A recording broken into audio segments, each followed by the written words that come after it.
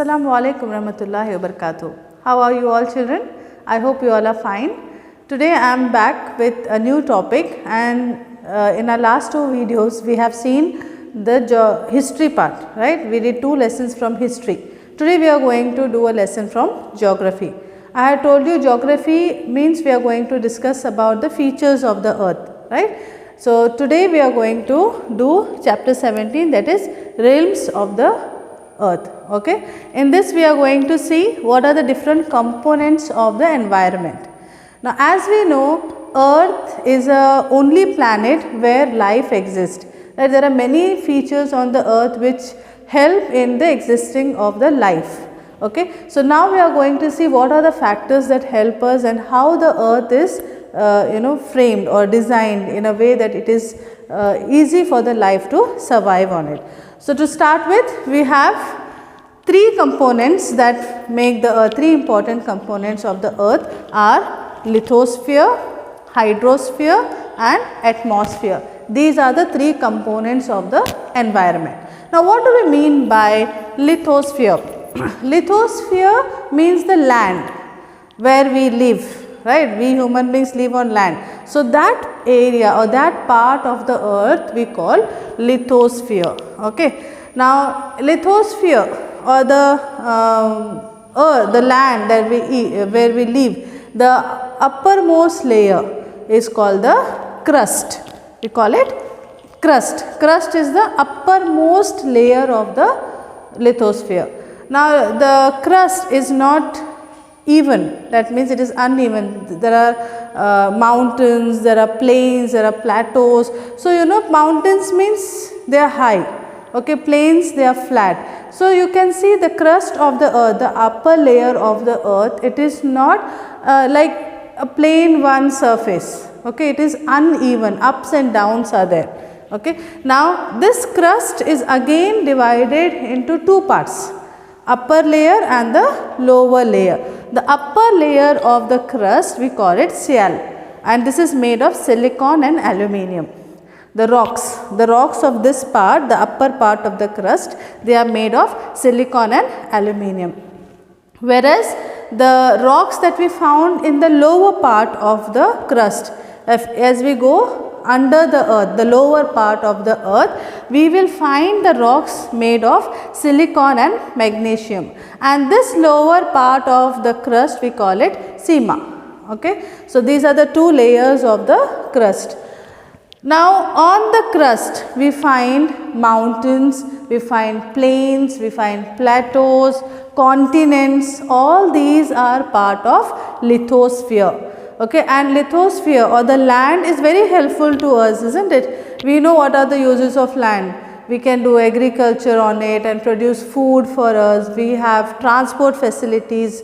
We can travel from one place to another, right? So the lithosphere or the land part of the earth has its own significance and it has own importance. Even the mountains that we find on the earth are very important because of the glaciers which are there, you know, the ice that gets collected on the mountains, where it melts, the streams flow from there, we get water from the mountains. So these are the uses and the benefits of lithosphere. Okay, I hope you have understood what we mean by lithosphere, the land part of the earth, that is lithosphere.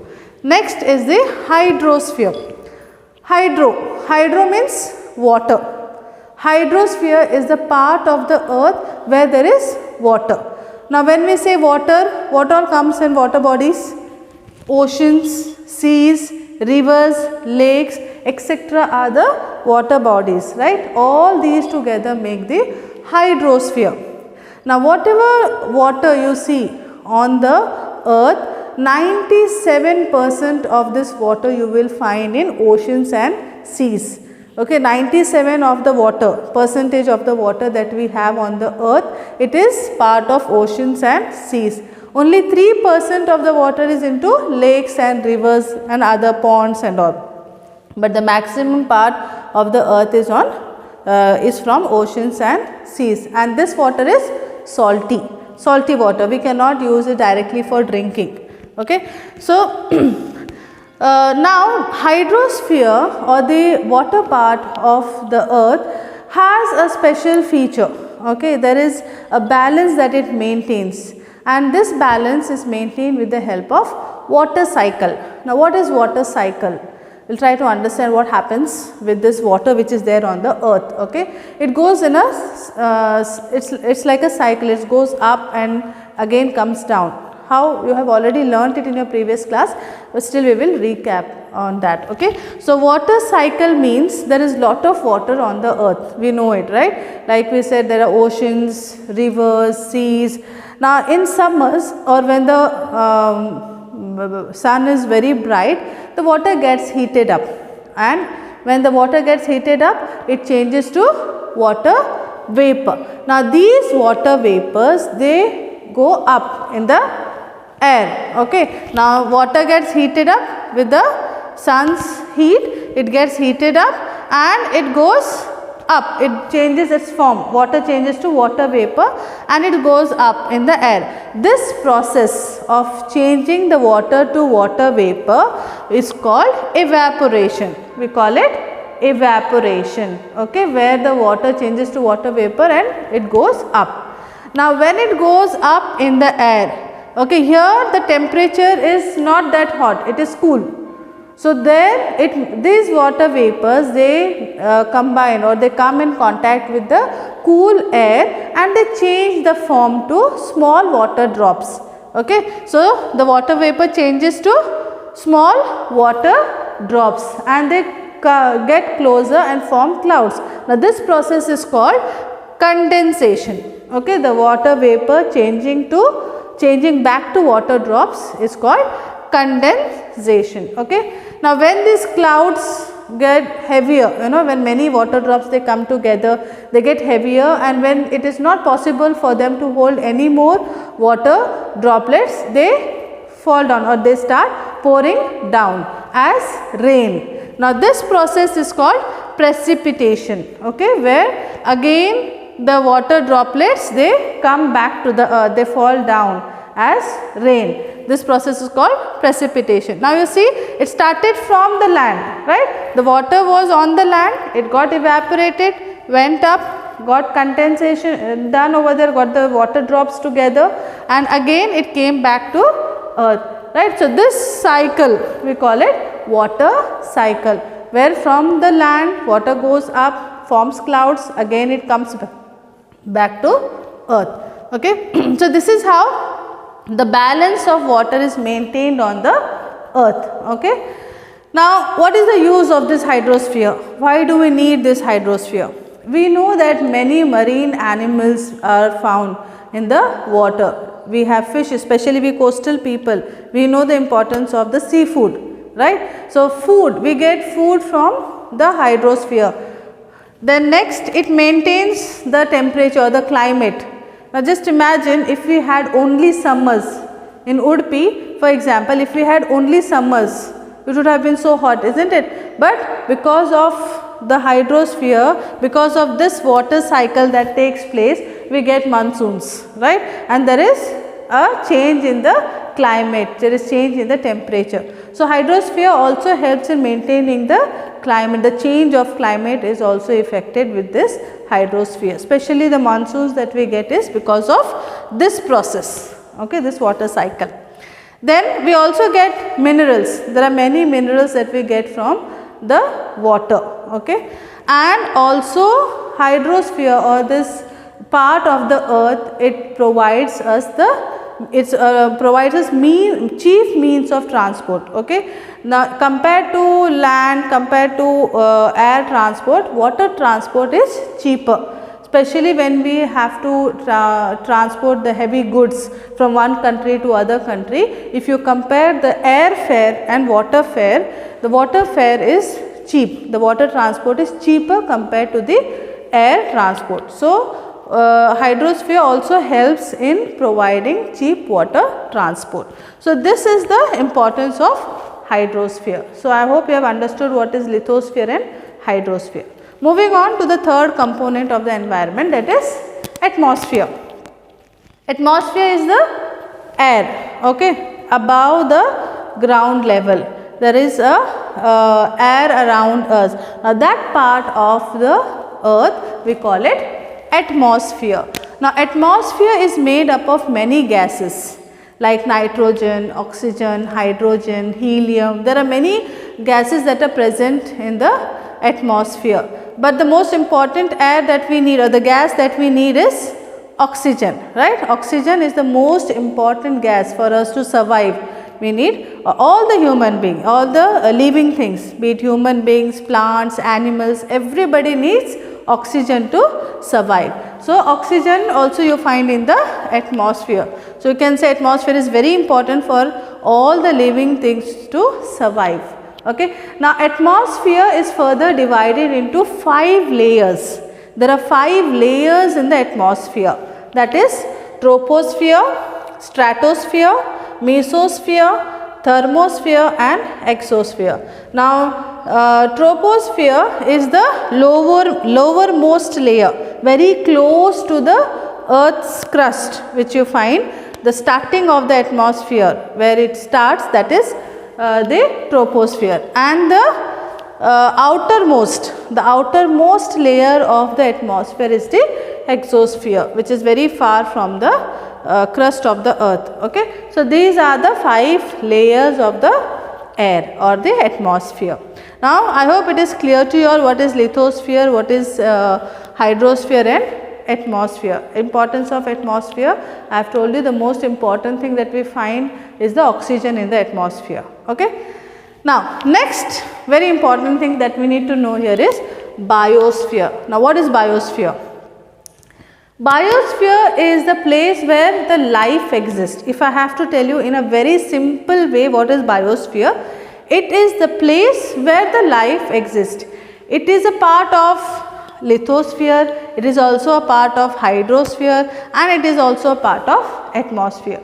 That means, what it means is, we have living things on lithosphere. People or animals survive on lithosphere. So we find the life in hydrosphere also, and we find the life in atmosphere, right? There are animals, human beings living on earth. Now the part of the lithosphere where the life can exist, that part is called biosphere. Same way in the water, okay, or the animals that survive in the area where animals can survive in the water, that part of hydrosphere is called biosphere. Okay. Same way in the atmosphere where the birds can fly, where the life can exist, that part of atmosphere is called biosphere. So you may say that everywhere it is possible, right? Every part of the lithosphere, hydrosphere or atmosphere, it is possible to have life. No, it is not. If you see in the atmosphere, there is certain level after which the oxygen level goes on decreasing, and it is very difficult for a living organism to survive. It is not possible. You know, the oxygen level will decrease. There is no oxygen. After certain level, you will not find oxygen in atmosphere. So there life cannot exist. So that is not biosphere. Where there is oxygen and the life can exist, that is biosphere. Same way in the hydrosphere also. If you go deeper inside the sea or the ocean, after certain level you do not find oxygen. Okay, the life cannot exist there. Water will be there. It is a part of hydrosphere, but it is not suitable for the life to exist. Okay, it does not support life. There is no oxygen. So that part is not biosphere. But where there is oxygen and where you find living organisms can survive, that part is biosphere. Same way you will find on the lithosphere also. There are some areas, high altitude areas, especially if you go to the peak of the mountains, very high, the oxygen level goes on decreasing and it is very difficult to survive. So those areas where it is not possible for the living things to survive, we do not take it part of biosphere. Only where it supports or where the life can exist, that part of lithosphere or hydrosphere or atmosphere, that belt, it is a narrow belt we call it. Okay, the narrow belt where life can exist is called biosphere. Okay, I hope it is clear to you all what is meant by biosphere. Okay. Now, this biosphere is again divided into zones, okay, which we call them ecosystem. Now, what do we mean by this? So, depending upon the climate or the type of animals or type of plants survive in that particular area, it is been divided. See, everywhere you do not find same type of plants, or you do not find same types of animals everywhere, right? As particular regions have some special type of animals or special types of plants, like for example cactus. Do we find everywhere? No, specifically you will find it in deserts. Same way we have kangaroos, we only find them in Australia, right? So, like this, depending upon their climate, depending upon their animals or the type of living things, they are divided. The biosphere is divided into different zones and we call them ecosystem. Now, ecosystem consists of living and non-living things both. Okay, together makes an ecosystem, and all these things are dependent. In one ecosystem, all the living, non-living things are connected or dependent on each other. If we disturb any one thing in that ecosystem, the entire system gets disturbed. And it is very sad to say that we human beings are the main reason for this disturbance in the balance of the atmosphere. It is because of us that there is disturbance in the ecosystem or in the environment. Now, what are we doing that is disturbing the ecosystem, that is disturbing the biosphere? First, the most important thing that we are doing is the deforestation, that is cutting down of trees. This is affecting the ecosystem. Now, how does it affect? Say for example, there is an area where there are lot of forest, okay, lot of trees are there. So, when there are lot of trees around, obviously you will find lot of rainfall, okay, and the animal life also will be more in that area. So, see, all are interconnected to each other. Because of the trees there are animals, the number of animals are more, and also you will get lot of rainfall. Now, suppose if we cut down the trees of that area, okay, we are making a change in the ecosystem, we are trying to change the ecosystem. So, what we did, we have cut down the trees.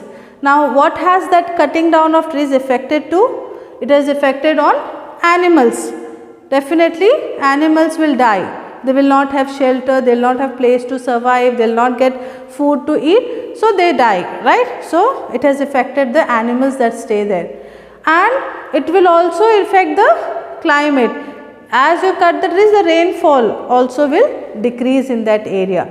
So, ecosystem, whatever things you find in the ecosystem, they are all interconnected to each other. So, cutting down of trees is one of the reason why the ecosystem is getting disturbed. Okay. Second thing, in the hydrosphere, what changes we are trying to do is we do lot of fishing. If we are doing lot of fishing in one particular area, that will affect that part of hydrosphere, okay, that part of water life will be disturbed. Same way, land pollution that we do on the land, that also disturbs the ecosystem, and the air pollution that we do in the atmosphere, that also affects the ecosystem. So, these are some of the reasons which cause the disturbance in the ecosystem, okay.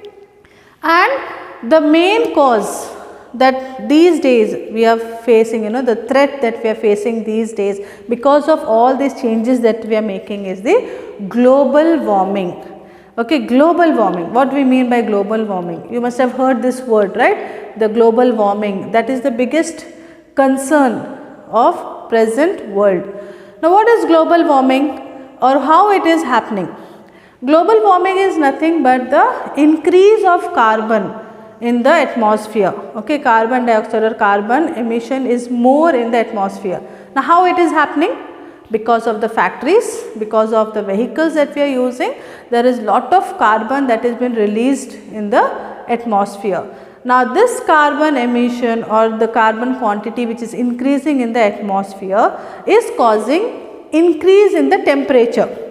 What is the next effect that is happening? It is increase in the temperature, that is global warming. Warming means to become hot, right? The globe is becoming hot.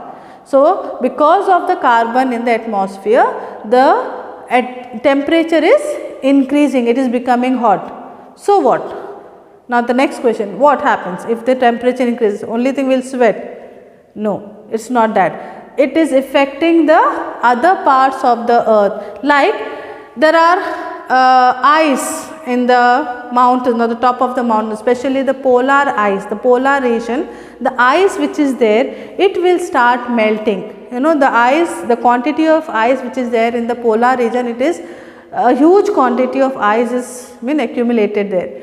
As the temperature increases of the earth, that ice will start melting. Just imagine if that ice melts, the quantity of water that will release, that will come down, will be, you know, out of control. So, as this ice will melt and come down, the water levels in the seas and oceans will increase. This, where will the water go? Which will, the ice will melt, the water will be released, and where will the water go? It will go and join the rivers and the seas and oceans, isn't it? So, obviously the water levels of seas and oceans will increase, and once it increases, what is the next effect? The coastal areas and the islands will drown. Okay, there will be floods and the life in these areas will be in danger. So, see, the global warming has, you know, impact on different places. Not only that it will increase the temperature, it will melt the polar ice, the water levels will increase, and it is a threat for the living things on the earth. So, that is why the global warming is a big concern for us today, and we have to work on this, especially the carbon emission in the atmosphere should be decreased. I hope you have enjoyed today's class, and I hope you have understood the important components of the earth and what is biosphere. Refer your books, children, you will get more examples and you will find this content in detail. Inshallah, I will come back with a new topic. Till then, stay at home and be safe. Jazakumullahu khaira. Assalamu alaikum wa rahmatullahi wa barakatuh.